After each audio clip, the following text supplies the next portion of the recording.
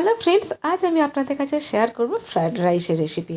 Fried rice কিন্তু এখনকার দিনে মোটামুটি সবাই বানাতে জানেন, কিন্তু যখন পরিমাণটা একটু বেশি হয়ে যায় তখনই হয়ে যায় একটু প্রবলেম।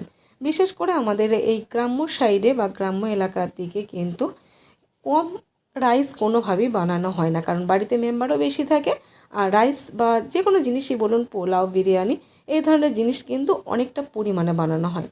তো যখন পরিমাণটা বেশি বানানো হয় তখন কিন্তু কড়াইয়ের মধ্যে ভেজা রাইসটা বানানো যায় না। তো আমরা সেটা কিভাবে বানাই, আজ সেটাই আপনাদের কাছে শেয়ার করব।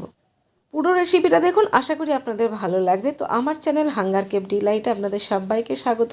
প্রথমেই আমি নিয়ে নিয়েছি এখানে 1 কেজি 600 গ্রাম বাসমতি চাল, যেটা খুব ভালো করে ধুয়ে নেব। আর ধুয়ে নিয়ে এটা আমি কিছুক্ষণ ভিজিয়ে রেখে দেবো, মোটামুটি 1 ঘন্টা। যতটা বেশি টাইম ভেজানো হয় চালটা কিন্তু তত সাদা হয় আর লম্বা হয়। 1 ঘন্টা পর আমি এদিকে বসিয়ে দিয়েছি কিছুটা গরম জল। যতটা চাল নিয়েছি প্রায় তার 1.5 থেকে 2 গুণ বেশি জল আমি এখানে বসিয়ে দিয়েছি। একটা বড় হাঁড়ি নিয়ে নিয়েছি, হাঁড়ির মধ্যে জল দিয়ে তার মধ্যে একে একে কিছু গরম মশলা, তেল, নুন আর দুটো লেবুকে আমি এইভাবে রসটা বের করে দিয়ে দিলাম। খুব বেশি রস হলে কিন্তু দুটো না হয় একটা লেবু হলেও চলবে। আর গরম মশলার মধ্যে কী কী দিলাম একটু বলে দিই। এলাচ, লবঙ্গ, দারচিনি আর তেজপাতা। আপনারা চাইলে এখানে কিন্তু জয়িত্রী বড় এলাচও ইউজ করতে পারেন। জলটা ফুটে আসা পর্যন্ত ওয়েট করছি। জলটা ফুটে আসলে তারপর এর মধ্যে আমি চালগুলো দিয়ে দেবো। চালগুলো ঠিক এইভাবে ছেঁকে দিতে হবে, যে জলে ভেজানো আছে সেই জল সহ কিন্তু দেওয়া চলবে না। তারপরে দেখুন জলটা ফেলে দিয়ে পুরো চালটা আমি এর মধ্যে দিয়ে দিলাম। আর এবার একটু নাড়াচাড়া দিয়ে নিয়ে আর এটাকে সেদ্ধ করে নেবো মোটামুটি 80%। তার থেকে বেশি সেদ্ধ কিন্তু করব না। তো দেখুন এখানে চালটা কিন্তু 80% কুক হয়ে গেছে। এবার চালের জলটা ফেলে দেবো, মানে ফ্যানটা আমি ফেলে দেবো। তো এটা আমি একটা ঝুড়ির মধ্যে ছেঁকে নেব। আর এদিকে ততক্ষণে দেখুন যে সবজিগুলো দেওয়া হবে সেই সবজিগুলো এখানে ভেজে নেব। তো ফ্রায়েড রাইস তো হিসেব মতো ভেজে বানানো হয়, কিন্তু এতটা চাল তো একসাথে ভাজা আমাদের ঘরের মধ্যে মানে বাড়ির মধ্যে তো সম্ভব নয়, কারণ এত বড় বড় কোনো কড়া আমাদের কাছে থাকে না অ্যাভেলেবেল। তাই আমরা যেভাবে বানাই দেখুন, একটা প্যান নিয়ে নিয়েছি। প্যানের মধ্যে আমি এখানে 1 কাপের থেকে একটু কম তেল নিয়ে নিয়েছি, সাদা তেল।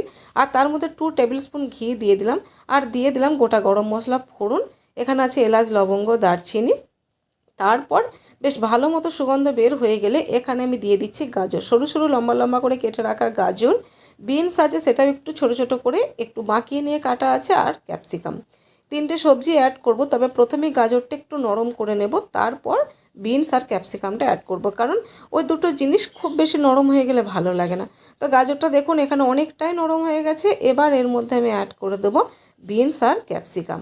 আর এখানে না আমি একটা মশলা ইউজ করেছি, যেটা না ক্যামেরায় ক্যাপচার হয়নি, মানে ক্যামেরাটা অন করতে হয়তো আমি ভুলে গিয়েছিলাম বা যাই হোকভাবে ডিলিট হয়ে গেছে।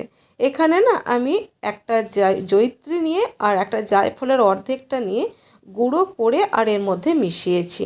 সেটা পরে দিয়েছি, কিন্তু এটা যেহেতু ক্যামেরাতে রেকর্ডই হয়নি সেজন্য আগে থেকে আপনাদের এটা আমি বলে দিলাম। আর এখানে দিয়ে দিলাম দেখুন পরিমাণ মতো লবণ। এরপর না এটা একটু নরম হওয়া পর্যন্ত ভেজে নেব। আর এখানে দিয়ে দিলাম কাজু আর কিশমিশ। আপনারা যদি চান কাজু আর কিশমিশটা কিন্তু আগে ভেজেও তুলে রাখতে পারেন। আর এখানে আমি ঘিয়ের পরিমাণটা কম ইউজ করে তেলের পরিমাণটা একটু বেশি দিয়েছি। আপনারা যদি চান তার উল্টোটাও করতে পারেন, অথবা শুধু ঘিয়েতেও বানাতে পারেন। তো দেখুন এখানে সবজিগুলো মোটামুটি সব নরম হয়ে গেছে, আমি নামিয়ে নিলাম। আর এদিকে যে হাঁড়ির মধ্যে আমি কিন্তু ভাতটা বানিয়েছিলাম সেই হাঁড়ির ভাতটা খালি করে এর মধ্যে 1 টেবিল স্পুন ঘি আমি একটু দিয়ে দিলাম। আর এবার হাতে করে এভাবে একটু হাঁড়ির গায়ে লাগিয়ে নিচ্ছি। যদি চান একটু গরম করেও নিতে পারেন, তাহলে ঘিটা চারিদিকেই লেগে যাবে।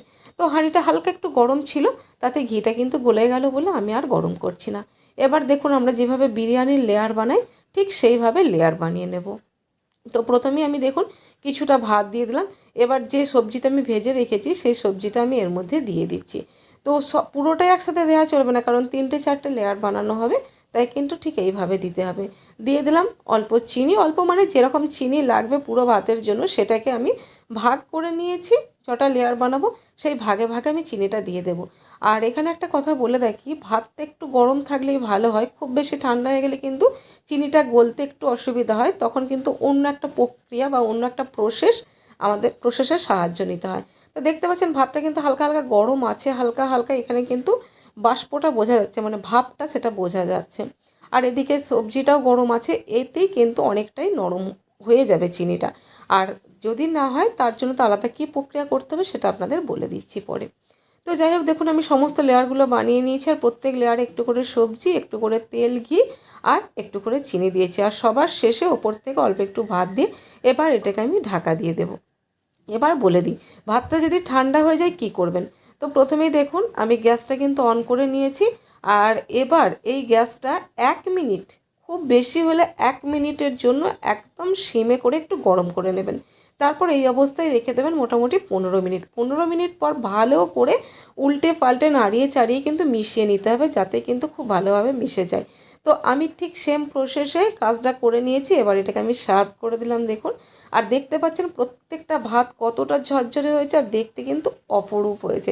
দেখে মনেই হচ্ছে না কোনো গ্রাম্য বাড়িতে কিন্তু এটা বানানো হয়েছে, দেখে মনে হচ্ছে কোনো হোটেল রেস্টুরেন্টে কিন্তু এটা বানিয়ে সার্ভ করা হয়েছে, তাই না? ভাতগুলো দেখুন একটা কেউ কারুর সাথে লেগে নেই, আর প্রত্যেকটা ভাত কিন্তু ঝরঝরে হয়েছে।